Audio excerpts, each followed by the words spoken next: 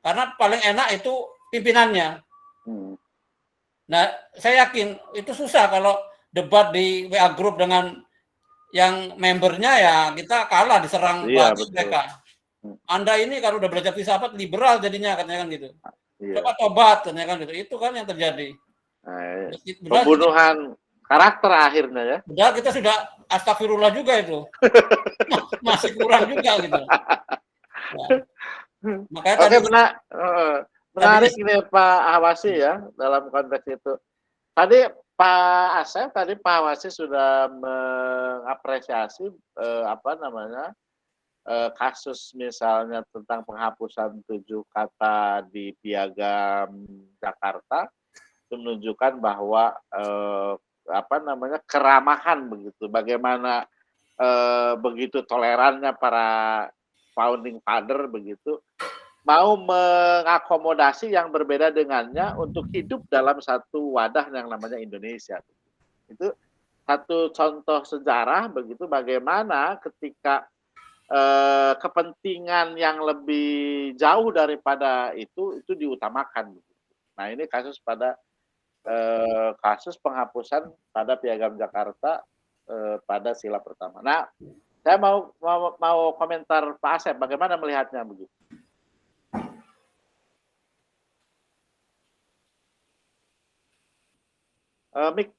Mic-nya dinyalakan dulu, Pak Asep. Mic antum masih mati. Oh ya, siap. Okay. Baik, mohon maaf ini sinyal biasa ini. Toleran terhadap sinyal. Semakin tethering, semakin ambles sinyalnya. Baik, dalam konteks hal ini ya, saya melihat betapa sangat korelatif antara tadi yang diungkapkan oleh Bung Rifai terkait dengan tidak jadinya menulis Bismillah dan Rasulullah yang merupakan surat kepada di perjanjian Hudaybiyah ya waktu itu ya, di perjanjian Hudaybiyah, dan ini memang korelatif sekali dengan konteks keindonesiaan penghapusan 7 kata dalam Piagam Jakarta ya. Para founding father negara kita ya, negara bangsa kita ini mempunyai wawasan yang sangat futuristik bahwa tidak hanya nafsu untuk mendirikan Piagam Jakarta di bumi Indonesia, tapi kemudian juga melihat dari sisi kemaslahatan, dari aspek keberagaman Indonesia pada waktu itu. Ya, bahasa kasar kita masa iya dengan tidak mencantumkan Piagam Jakarta kemudian Indonesia akan bubar atau justru dengan memaksakan pencantuman 7 kata dalam Piagam Jakarta lalu Indonesia akan menjadi terpecah-pecah kembali ya, seperti dalam negara RIS itu ya. Tentu pola pikir toleran para pendiri bangsa, para promustek yang tergabung dalam BPUPKI dan PPKI waktu itu sudah mengetahui betul bahwa efek daripada penerapan 7 kata itu sangat berisiko terhadap kemanjubukan di dalam wadah negara Indonesia ya.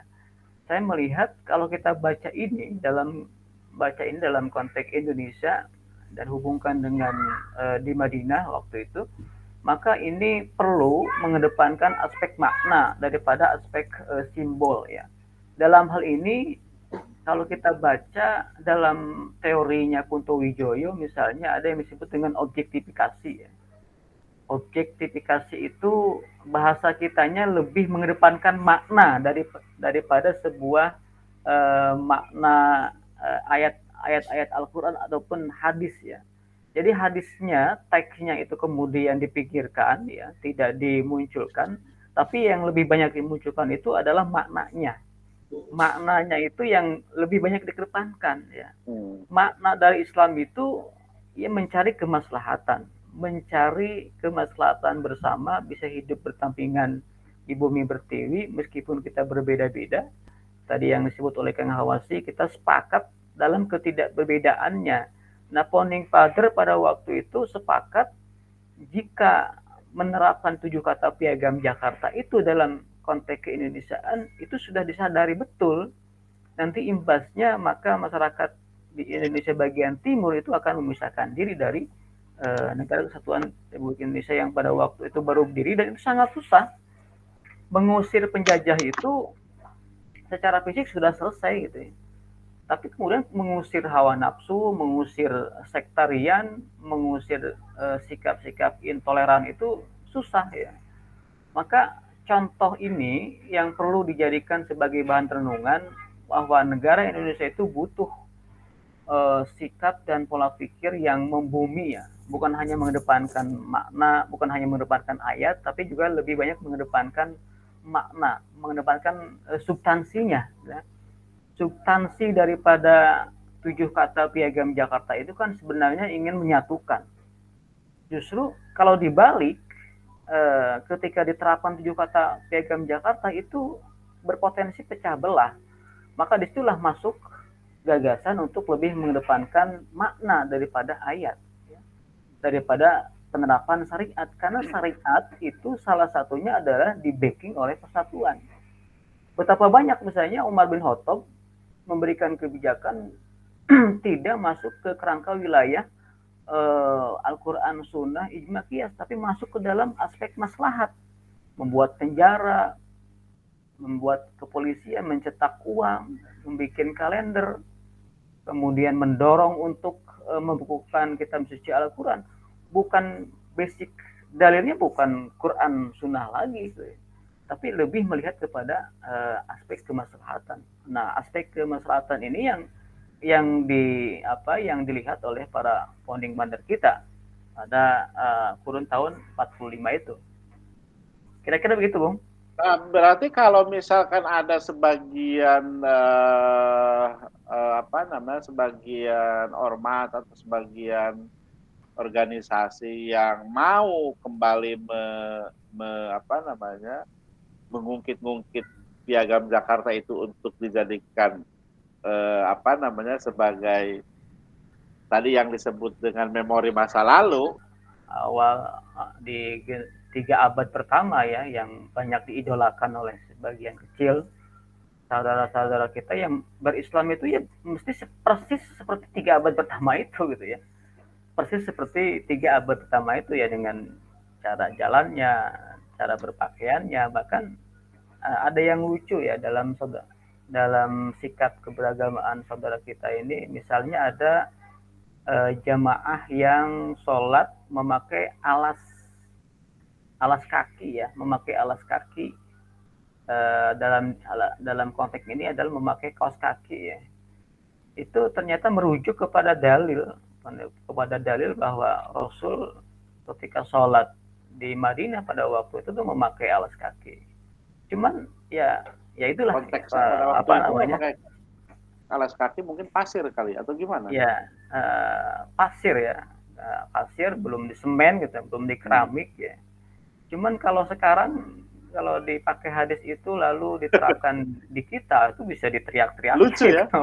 Lucu, bisa intoleran juga itu masuknya karena salah penempatan. Ini memang ya itulah Islam yang tekstualis ya, mesti ada juga sebagai bahan pembanding, sebagai bahan penengah supaya kita tidak kebablasan. Tapi sisi lain juga itu justru sangat jumud ya, nggak mampu berhadapan dengan perkembangan teknologi, justru meminggirkan Islam yang futuristik ya, meminggirkan Islam futuristik. Itu seolah-olah Islam itu ya harus hidup di abad 3 abad yang terbaik itu gitu ya.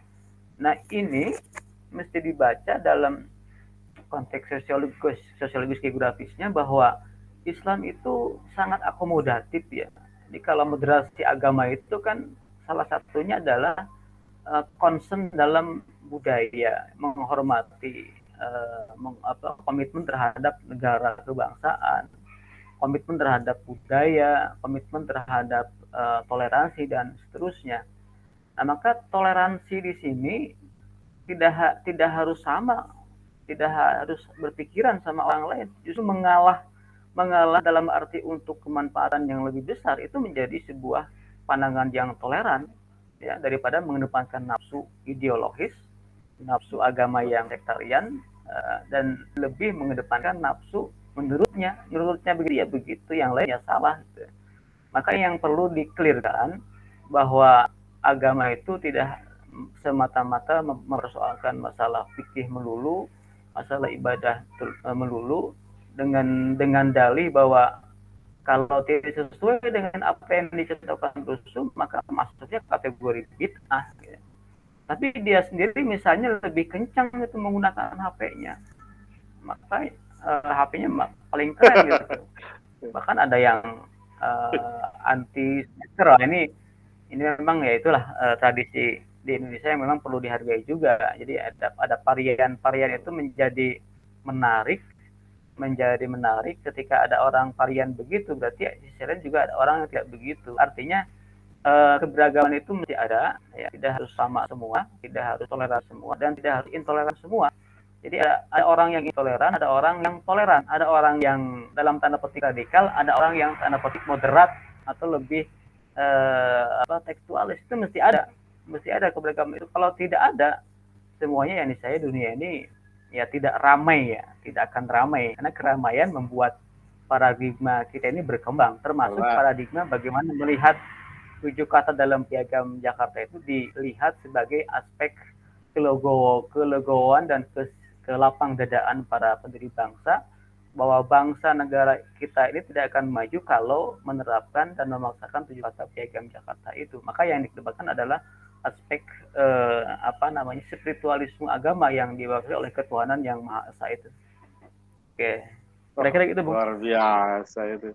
Saya kira lengkap ini ya. Kita menghadirkan 2 narasumber begitu, satu perspektif perspektif agama begitu, luar biasa nih, sangat luas sekali begitu. Satu lagi Pak Hawasi dari perspektif filsafat dan budaya ya, luar biasa ini, melihat Islam sebagai agama yang toleran ini cukup cukup komprehensif begitu, memisahkan keduanya begitu. Ya mungkin catatan ini Kang Asep, Kang Iip. Ya diskusi terus berlanjut. Cuman kalau bisa mungkin kita harus bisa menghasilkan entah itu penelitian lapangan atau karya gitu loh. Harus sejarah lah. Betul itu. Iya, ada produk ya. Iya, nanti kalau pandemi sudah selesai kan, artinya banyak faktor kasus-kasus problem penelitian yang terkait dengan pendidikan Islam untuk memotret di akar rumput gitu loh. Ya betul. Jadi itu ya boleh Kang nanti. Itu harus ada ini, harus eksekusi lah. Iya. Supaya saya kebetulan sedang itu juga tuh rencana penelitian moderasi agama berbasis Khazanah Nusantara. Mungkin nanti next time Kang Bung Ripai. Ya, saya kira ini langkah awal begitu untuk tadi yang Pak Hawasi bilang ke arah sana begitu. Jadi ini tahap awal kita semacam kongkow lah. Kan penelitian itu mulainya dari kongkow dulu begitu, kemudian nanti ada actionnya. Misalnya ada satu yang menarik ya, walaupun saya tergelitik dari tulisan Gus Dur juga tentang hilangnya nama-nama lokal dalam nama pesantren. Dulu kan di Darussalam Gontor tuh orang taunya Gontor gitu loh. Pesantren Gontor gitu ya. Nah, Darussalamnya malah sampai hilang. Kenapa? Membumi lokalitasnya daerah Gontor. Pesantren Gulug-Gulug, pesantren Kempek, Cirebon itu. Padahal bahasa Arabnya ada. Tapi tadi kan bisa membumi dan itu kan benar-benar mendarah daging dan menghasilkan tokoh-tokoh besar gitu loh, tanpa harus ada embel-embel Arab begitu ya. Nah itu mulai menghilang, itu artinya identitas itu kenapa itu kok sekarang justru hilang gitu. Dulu kok bisa menguat di masyarakat agraris itu kan menarik untuk diteliti. Iya betul itu bagian dari kajian nanti. Sekarang banyak orang membuat pesantren, mungkin kalau survei yang membuat pesantren dengan nama Indonesia sedikit dibandingkan yang ada bahasa Arabnya gitu. Arabnya ya. Karena menjual mungkin, karena sedang giro-gironya orang dengan identitas kearaban tadi. Itu kan menarik. Karena itu apalagi yang punya pesantrennya misalkan salah satu partai tertentu misalkan yang identitasnya basisnya partai tertentu misalkan. Agama ya. Akan glorifikasi di situ ya. Iya, ada glorifikasi seperti itu. Nama itu dari nama saja itu kan menarik untuk betul. artinya dulu ya nama tempat Krapia di Jogja itu, tapi tambak beras ya. Bahasa Arab juga iya yang mengkaji Islam, tapi Krapianya juga hilang gitu loh. Itu Tidak kan hilang. unik. Dan itu tidak ada di Arab sendiri, tidak ada gitu.